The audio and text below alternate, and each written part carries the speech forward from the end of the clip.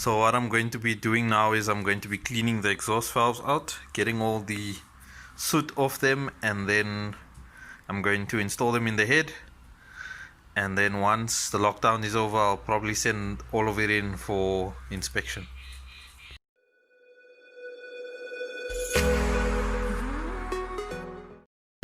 Okay, so it's time to clean up the valves a bit more.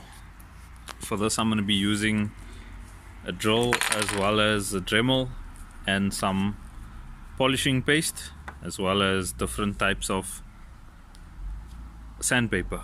So what I'm going to be doing is I'm going to be putting the valve into the drills and spinning it up, and then I'm going to use the Dremel with the stone bit on it to take off the bits of carbon that's on the bottom and top of the valves. And then I'm going to smooth off the valves with the rough 80 grit and a little bit of a lubricant, and then I'm going to be using the finer flatting paper to polish it up, and then I'm going to be using the polishing paste to finish off the polish. So once it's done, it's going to look much better than it does right now. So I'll show you the finished product once I'm done.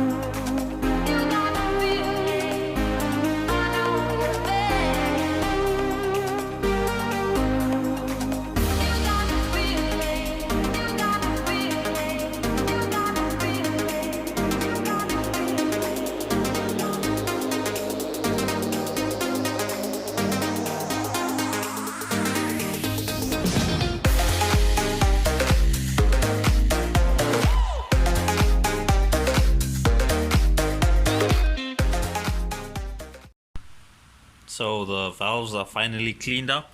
You can see all of them are looking quite good. I've marked them on the faces so that I can take these labels off them. Even have a look, these look a lot better than what they looked like a few hours ago. So all the valves are cleaned up, so I'm just gonna bag and tag them, and then I'm gonna put the heads away, and then I'm gonna look at what else I can clean up. But I should be nearing the end of what I have to do for the motor. Now it's just to get new parts like your rings, bearings and so forth, and then just put the motor together. Okay, so just as a comparison to show you how the cleaning process cleaned up these valves, these two in the middle, so these two are the dirty valves. This is what the valves looked like before cleaning. You can see a fair bit of carbon buildup on them, especially on the exhaust valve, which is this one here, and this is after cleaning. So majority of the carbon has been taken off and cleaned up.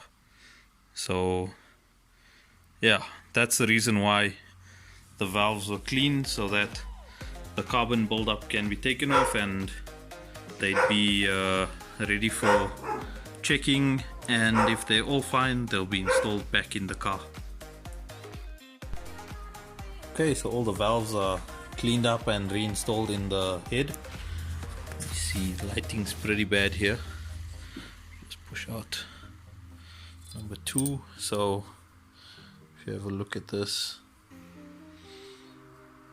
it's not bad looking. I tried to polish up the heads after cleaning it. Not bad. The exhaust valves were a bit more challenging because they had a lot of carbon buildup on them, but I think that they cleaned up quite nicely.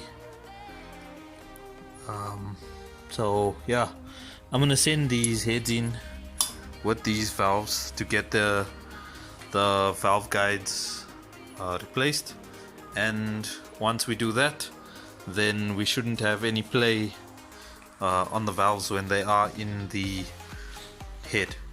So at the moment there's a fair bit of play on the valves, so that indicates that the valve guides are worn, and that's going to cause a bit of smoking once everything's installed and in the car. I don't want to chance that, so I'm going to just get them sorted out from the get-go. And then whichever valves are bent, it doesn't look like any of them are actually bent, but whichever is bent, we're going to get those replaced as well. And then we'll get the heads fully assembled and stored away until we get the block back.